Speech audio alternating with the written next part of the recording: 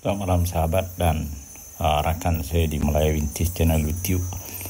Baik, malam ini saya bawakan sekeping lagi wang kertas yang mempunyai fancy, iaitu wang yang tercatat dengan tarikh penting dalam kehidupan kita.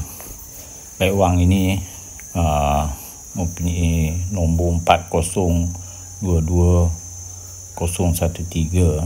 Kalau dijadikan tarikh, ia adalah 4 hari bulan Februari 2013. Mungkin ianya berkaitan dengan